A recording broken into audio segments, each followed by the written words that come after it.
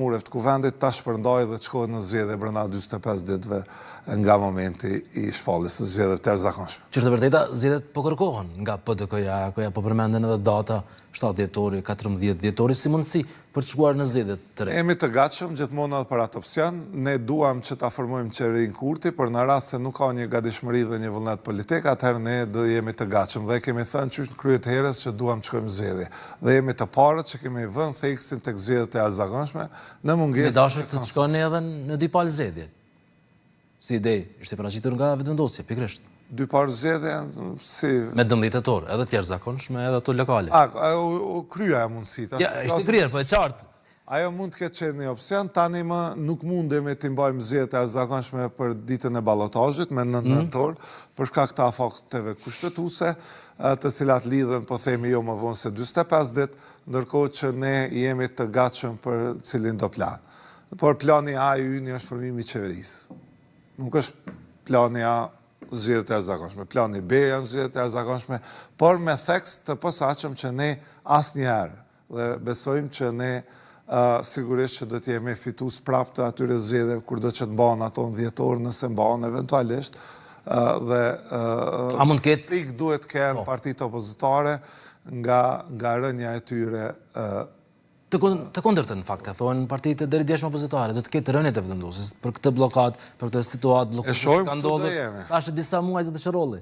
Këtu do jemi, e shohim ne, nuk ka asnjë teori të gjasave që partitë opozitare të LDK, PDK dhe AK ta mundin vetëvendosin në zgjedhjet e radhës kur do që të mbahen ato, qoftë dhjetor, qoftë pranverë, qoftë 2029, kur do që të ndodhen. A kjo qeveri do të ishte afat shkurtër, apo jo, zotë Qërolli? Nuk dihet. Jo, nëse thoni që do të jetë qeveri me nismen edhe me disa deputati, i bie që 62-3, nëse arrini ta bëni, i bie që çështja e presidentit do të jetë. Jo, nuk di, mund të bëjmë matematika, që në politikë asnjë kur mos thuaj kur, në politikë. Jo, ne s'po themi kur, por po e llogarisim si opsione. Ekziston një dallim shumë i madh midis formës dhe përmbajtjes në politikë. Ne po flasim që përmbajtja mund të ndryshojë në zotja presidente, ditën e fundit në zyre do ta ketë, nëse s'gaboj, 6 prilin. Atëherë fillimi i shkurtit duhet filloj kuvendi i ri procedurat e zgjedhjes presidentit, edhe ato janë 45 ditë më herët.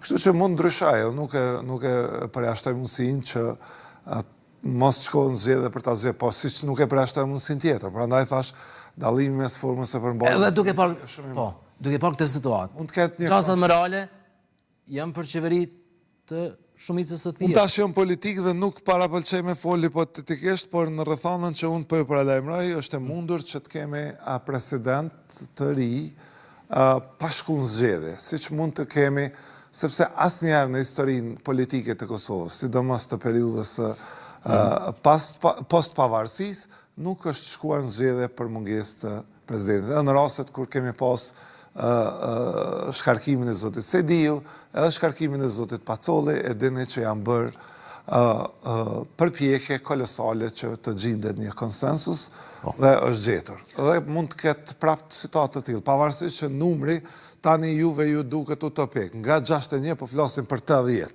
81. Praneshëm. Jo 81. 61 janë për qeveri, ndërkohë 2 çështën e presidentit. Po. Atëherë duket që janë 19 numra ndërmjet dhe bëjnë kogja shumë, por duhet ta besoni që gjithë këtë blokad dhe Qërolli ka ardhur pikërisht për çështjen e numrave. Edhe qytetarët e kanë parë këtë. Prandaj kjo situatë është si është deri tani, disa muaj blokada është pikërisht për shkak të mungesës së numrave. Apo jo? Doni të ktheheni prapë? Jo, s'ka nevojë të kthehemi, po me çfarë insistoni të numrat, kështu ishte. Unë e thash, nga 61 mund duket utopike 80. 19 janë ndërmjet, kështu që duhen 19 numra për ta zgjedhur. Sigurisht që ne nuk do të mundemi me zgjedh presidentin vet. A mund të hyjë kjo në një diskutim për marrëveshje politike bashkëqeverisje, çështja e presidentit? Shumë bukur që marrëveshje politike se jam lodhur të thonë një pazare, kështu se pazari dhe marrëveshja dallojnë, se marrëveshja çdo herë duhet më bëhen njëri kur ka një vullnet politik. Shuna në për gjuhë korrekte, zotë.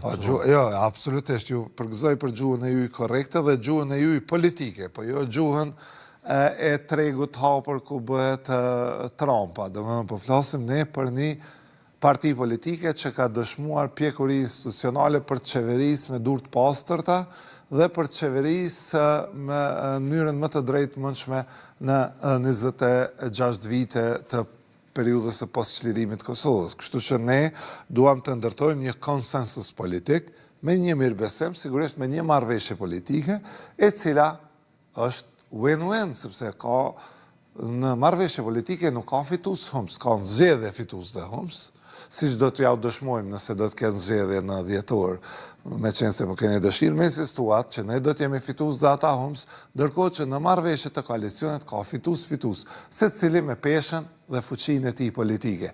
Nisma Socialdemokrate ka 3 deputet, do ta ketë proporcionale, po themi, përfshirjen e saj në qeveri, ndërkohë që nëse do të ketë një koalicion të madh me LDK-n ose me Këtu mund të hyj çështja e presidentit.